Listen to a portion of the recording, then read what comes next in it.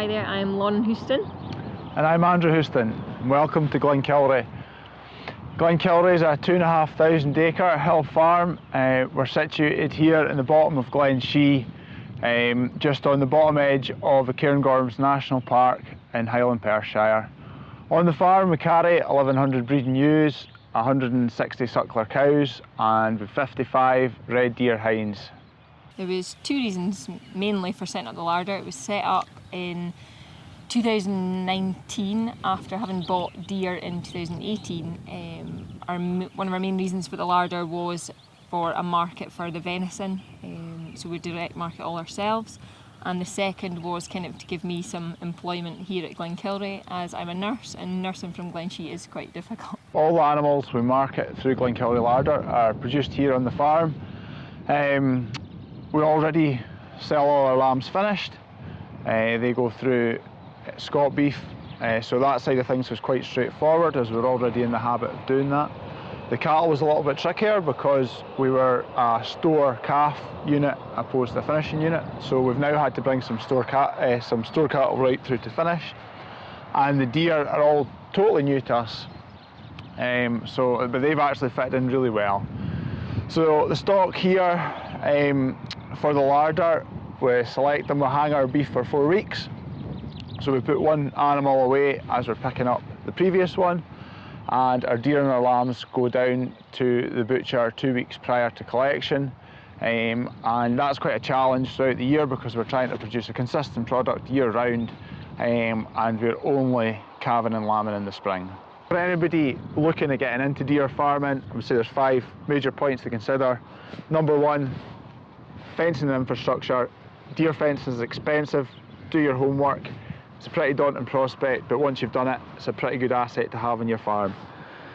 Number 2, sourcing breeding stock. That was a real challenge for us. We were very lucky we managed to find some pretty good stock. Don't be scared to phone folk up, go and visit, do your homework. There's good stock out there.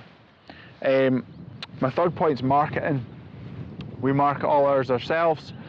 Most people have got contracts to go through the supermarket, and that's something you really need to do your homework on first. There's no point going into the industry without a final market for your product. My fourth point would be contacts. Get in touch with some people in the industry. There's some great help and advice out there. Attend some events, get to know the industry before you get involved. It's well worthwhile. My fifth point would be management. Consider how you want those deer to integrate into your farm. Choose the land you want them to be on carefully, and do what works for you. My advice would be, don't be scared to seek advice from people who are already in that sector. The deer farming world has been great. There's so much support out there and everyone's been so great with us, haven't they? Yeah, it was really helpful. We attended quite a lot of open days and seminars and things initially before we made any decisions, and off the back of that we made a lot of contacts, and there's been people throughout the whole journey that we've gone back and forth to for help and advice, and we're still speaking to a lot of those people yet. It's been a great community to be part of, and there's a lot of new entrants in it that are really driven, and yeah, it's a positive journey. There has been a lot of challenges, but it's good to know there's always somebody at the end of the phone to help you with whatever your dilemma is. We've been very lucky here with our new business that COVID hasn't affected us as badly as it has some other businesses. In the initial period of lockdown, our meat sales increased as people were looking to source their food more locally and make a connection with the farmers. That continued throughout last summer, but into the autumn, as the hospitality sector started to close, it started to have a more negative impact on our business.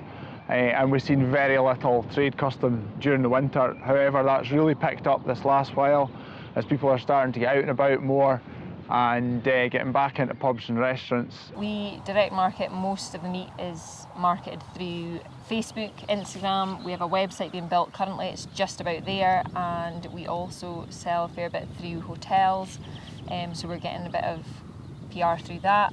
Innocent Gun is one of our newest customers, and we are in their 4 tap rooms across Scotland, so we're getting a bit of traction with that.